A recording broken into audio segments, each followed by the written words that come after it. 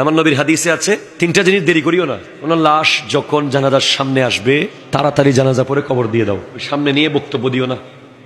কথা কয় না, আছে না নাই? আমরা লাশ সামনে নিয়ে মোটামুটি 10-12 জন বক্তব্য রাখি, হুরুস্তু লাশের শান বলি, লাশের উপর যে কি কষ্ট হচ্ছে এটা আমরা বুঝি না। তো লাশকে সামনে নিয়ে বক্তব্য দেওয়ার প্রবণতা বন্ধ করতে হবে, এতে মুর্দার কষ্ট হয়। ওনার কারাগার থেকে উনি বের হয়ে গেছে, দুনিয়ার কারাগার থেকে, এখন উনি নেককার, ওনার জান্নাত অপেক্ষা করতেছে। আপনি 1 মিনিট এখানে কারাগারে রাখতেছেন জোর করে ওনাকে, ঠিক কিনা কথা জোরে বলেন। এরপর অনেক সময় আমরা দেখি বিদেশ থেকে কে আসবে 8-10 ঘন্টা ফ্রিজে, কেন না? বাস ওনার জন্য এসে দোয়া করবে। বিদেশ থেকে একজন লোক, ভাই ছেলে ভাই বোন কে আসবে, তার জন্য একটা মানুষকে বরফের ভিতরে আপনি ঢুকিয়ে রেখেছেন, না, তার উপর জুলুম করেছেন, এটা করা যাবে না। কসরু আজমিল মাইয়াতে কাকাসরিহি হাইয়ান, হাদিসে আছে একজন মুর্দার মরার পরে হাড্ডি ভাঙা জীবিত অবস্থায় হাড্ডি ভাঙার চেয়ে আরো কঠিন কষ্টের। তো মানুষকে বরফে রাখতে পারবেন আপনি? 10 মিনিট রাখা যাবে বরফের ভিতরে? আপনি এসি একটু বেশি বেড়ে গেলে আপনি কমাই দেন, ফ্যান শীতকালে একটু বেশি চললে আপনি বন্ধ করে দেন। আপনি একটা লাশকে ঘন্টার পর ঘন্টা বরফে রাখেন, আপনি জুলুম করেন। কথা জোরে বলেন না, এগুলো করবেন না।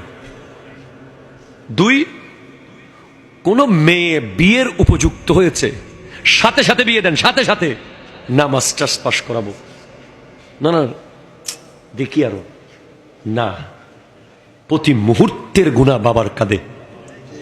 যতক্ষণ ওই মেয়ে আপনার কাস্টডির মধ্যে আছে, তার বেপরদাগি, তার গুনাহ, তার ফেসবুক, তার মেসেঞ্জার, তার চ্যাটিং, তার হাঁটা, তার চলা, তার শপিং, যা যা যেখানে যেখানে সে বেপরদা যাচ্ছে, প্রত্যেকটা গুনাহ বাবার কাঁধে। বাবার পরে ভাইয়ের কাঁধে, ভাইয়ের পরে স্বামীর কাঁধে, স্বামীর পরে আবার সন্তানের কাঁধেও যাবে। যদি মা বেপরদা চলে, ছেলে যদি আদবের ভিতরে মাকে না বুঝায়। আমাজান হযরতে ফাতেমাতুজ জাহরা রাদিয়াল্লাহু তাআলা জিজ্ঞেস করছেন, ইয়া রাসূলুল্লাহ, আমি কতটুকু পর্দা করব? নবীজি বলেছেন, যতটুকু আগুন থেকে বাঁচাতে চাও, যতটুকু আগুনে পোড়া থেকে বাঁচাতে চাও ততটুকু পর্দা করো। আমি আল্লাহু আকবার, আমি বলেছি আপনাদের আনোয়ারার বক্তিয়ার পাড়ার কথা আমি সব জায়গায় বলি, পর্দার কথা। ওখানে একটা আনকমন পর্দা আমি দেখেছি, বাংলাদেশে কোথাও দেখি নেই। ইদানিং বোধহয় আস্তে আস্তে কমে যাচ্ছে, আছে এখনো আছে। আপনি অবাক হবেন, আপনারা তো গাউসে পাক আব্দুল কাদের জিলানী রহমতুল্লাহ আলাইহির মায়ের ঘটনা শুনেছেন। একটা ল্যাংরা লুলা বোবা কানা মেয়ে বিয়ে করতে হবে। তো আপনাকে আমি বলি, আচ্ছা জুইদণ্ডির মধ্যে এই গ্রামে কার ঘরে কোন মেয়ে আছে, কার বয়স কত, কার বিয়ে কত, কখন হয়েছে, কে বিয়ের উপযুক্ত হয়েছে, প্রায় মানুষ জানে। আমার এলাকার খবর একই, ওনার এলাকার খবর একই, ওনারও একই। কিন্তু আব্দুল কাদের জিলানী রহমতুল্লাহের আম্মা কতটুকু পর্দা করেছে যে 12 বছর উনি ওই ঘরে কাজ করেছেন। আব্দুল্লাহ হযরতে আবু সালে মুসা জঙ্গি দোস্ত, উনি জানতেন না সেই ঘরে একটা মেয়ে আছে। 12 দিন লাগবে এখন জানতে? 12 দিন লাগতে পারে সর্বোচ্চ, গোটা গ্রামে কার ঘরে কয়টা মেয়ে আছে জানার জন্য। পর্দা কোন লেভেলের হলে 12 বছর কাজ করেছেন, জানেন নাই কোনোভাবে এখানে একটা মেয়ে আছে। এরকম একটা উদাহরণ আমি আপনাকে দিতে পারি, পৃথিবীতে অনেক জায়গায় এরকম উদাহরণ আছে, তবে আমার জানা একটা উদাহরণ আছে, দরবারের শ্রীকোট শরীফে যারা যারা গেছেন হুজুর কেবলার দরবারে, ওনারা এসে বলেছেন যে ওখানে কোনো নারীর অস্তিত্ব আছে কিনা জানা অসম্ভব। কোনোভাবেই বোঝার উপায় নেই যেখানে কোনো নারী আছে আসলে। এই না হলে কি পেট থেকে আওলাদ রাসূলুল্লাহ সৈয়দ আহমদ শাহ শ্রীকুটি আসে? এই না হলে কি আল্লামা তৈয়ব শাহ কেবলার মতো জাত আসে? এই না হলে আল্লামা তহের শাহ সাহেব কেবলা, যাকে দেখলে যুগের শ্রেষ্ঠ সুফিকে দেখছি মনে হয়, যিনি গ্লাসের ভিতর থেকে ফু দিয়েছেন, মৌলানা মুখতার আহমদ রেজভী হুজুরের মেয়ের মুখ দিয়ে আওয়াজ বের হওয়া শুরু হয়ে গেছে। গ্লাসে কোলেন নাই, গ্লাসের ভিতর থেকে ফু দিয়েছে।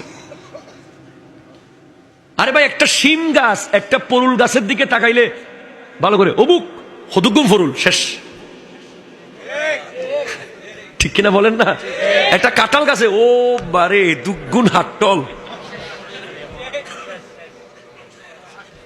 আপনি যে এই পেটটা দেখাচ্ছেন, আপনি যে শরীরের অঙ্গগুলো দেখাচ্ছেন, ওখান থেকে কি আর ওলি প্রডিউস হবে? হবে না। আমার মা বোনদের পর্দা, এটা কোত্থেকে এসেছে? ও মেয়ে বিয়ের উপযুক্ত হয়েছে, সাজাতে বিয়ে, দায়িত্ব স্বামীর, ঠিক কিনা জোরে বলেন না? এবার স্বামীর আন্ডারে থাকবে, স্বামী বুঝবে। এখন এখন স্বামীও তো আবার মারাত্মক, বউয়ের ছবি ফেসবুকে না দিলে ওনার ভাত হজম হয় না। হ্যাঁ,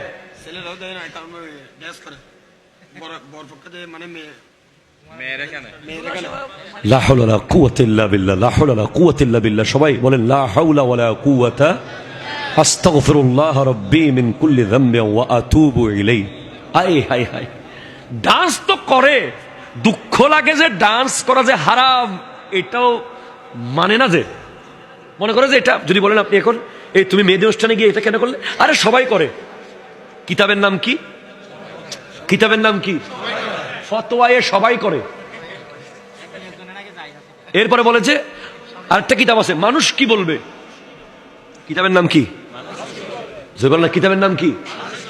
আল্লাহ কি বলবে সেটা না, রাসূল কি বলবে সেটা না। আপনার মেয়েকে আপনি বিয়ে বাড়িতে নিয়ে, ক্লাবে নিয়ে, কমিউনিটি সেন্টারে নিয়ে, ডানে একটা ক্যামেরা, বামে একটা ক্যামেরা, সামনে একটা ক্যামেরা, পেছনে একটা ক্যামেরা, আবার শুয়ে শুয়ে একটা। কথা জোরে বলেন না, ঠিক কিনা? আছে না? এখানে নাই মনে হয়। এবার আবার বউ আর জামাই মিলে ফ্লাইওভারের মাথায় গিয়ে গাড়ি বন্ধ করে, ফ্লাইওভার শর্ট। প্রায় সময় আমরা দেখি মাহফিল থেকে যাওয়ার সময় দেখি যে ও এখন আবার টানেল শট। লা হাওলা ওয়ালা কুওয়াতা ইল্লা বিল্লাহ। কেন আনলো এগুলো? কে? আমরা আলেমরা এখন বিয়ে বাড়িতে যাওয়াকা নিজের জন্য লজ্জাজনক মনে করি, কোনো বিয়েতে যাই না। কে যাবে এসব বিয়েতে? এগুলো বিয়ে? এগুলো কোনো বিয়ের পর্যায়ে পড়ে? কেন আপনি এগুলো করবেন? আপনার মন চাইলে আপনি বিলের মাঝখানে গিয়ে অন্য সময় নাচেন, কাপড় চুপড় তুলে নাচেন, জবাব আপনি আল্লাহকে দিয়েন। নবীজির সুন্নাহর মধ্যে আপনি তলোয়ার চালাচ্ছেন। কি একটা কারবার! এক কালার ড্রেস, সবাই এক কালার শাড়ি। ওরে বাবা রে বাবা! ওখান থেকে আসার পরে বলতে, দোস্ত আমি তো শেষ। এটা কি দেখলাম? জেনার বাজার, বিয়ে বাড়ি না। কি বলেন না? কি ব্যভিচারের একটা বাজার হয়ে গেছে বর্তমান বিয়ে বাড়ি। আপনি আমাকে ওল্ড বলেন, আপনি আমাকে প্রিমিটিভ বলেন, আপনি আমাকে শাইন বলেন, আপনি আমাকে খ্যাত বলেন, খ্যাত। আমি বলবো বর্তমানের বিয়ে বাড়িগুলো জেনার ফ্যাক্টরি হয়ে গেছে। আলেম ওলামা যাওয়ার কোনো সুযোগ নেই। আগে তো নারী আর পুরুষ আলাদা খাইতো, এখন টেবিল সাজায় বড়, চেয়ার দেয় দুইটা। কার কার চেয়ার? বউয়ের একটা, জামাইয়ের একটা, বড় বড় চেয়ার। এরকম হুজুরদের ওয়াজে চেয়ার আছে না? তো ওখানে আরো 24 জনের চেয়ার। কে বসবে? তালতো ভাই। কে বসবে? দুলাভাই। হারাম, হারাম, হারাম। নিজের দেবরকে দেখা দেওয়া হারাম ইসলামে। দেখা দিতে হবে নেকাব পরে, পর্দা করে। এখন তো বললে তো অনেক কথা। কোথায় পাবেন আপনি গাউসে পাকের আম্মাকে?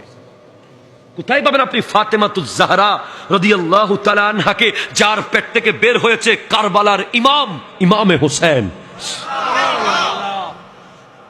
ইমামে হাসান মুজতবা? কোথায় পাবেন আপনি আম্মা জান আয়েশা সিদ্দিকাকে, যার মুখ দিয়ে 3500-এর কাছাকাছি হাদিস আমার নবীর থেকে নকল হয়েছে? কোথায় পাবেন সেই নারী?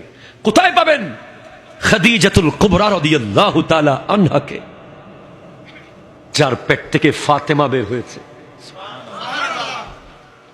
নাই, নাই।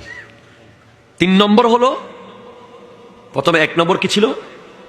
কোন লাশ সামনে এসেছে, সাথে সাথে কি দেন? দাফন করেন। 2, কোন নারী বিয়ের উপযুক্ত হয়েছে, সাথে সাথে বিয়ে দিয়ে দেন, তাহলে পুরুষ দিবেন না? এখন পুরুষের বিয়ে আটকে আছে কেন? হুজুর আমার বোন রয়ে গেছে, হুজুর বড় ভাই রয়ে গেছে, হুজুর গট্টা বাঁধি, হুজুর আব্বা আম্মা হজ করে আসুক। কেন না? আপনার বিয়ে আপনি ফানকিহু মা তাবা লাকুম মিনান নিসাই মাসনা ওয়া সুলাসা ওয়া রুবা। আপনি যখন বিয়ে করে ফেলবেন আপনি খেয়াল করবেন ইনকামে বরকত, আপনার চেহারার সৌন্দর্য, আপনার নামাজ, আপনার সবকিছু অন্যরকম। বিয়ে করার পরে গরিব হয়ে গেছে কোনো লোক আছে এরকম? দেখাইতে পারবেন একজন? বিয়ে করার পরে পয়সা হয়েছে, ওই নারী নিজের রিজিক নিজে নিয়ে আসে, তোমারটা খেতে আসে না। আর ইসলাম তো বলেই দিয়েছে তোয়ামুল ওয়াহেদে ইয়াকফিল ইসনাইন, একজনের খাবার দুজনের জন্য যথেষ্ট। তোয়ামুল ইসনাইনে ইয়াকফিল আরবা, দুইজনের খাবার চারজনের জন্য যথেষ্ট। তোয়ামুল আরবাতে ইয়াকফিল সামানিয়া, চারজনের খাবার আটজনের জন্য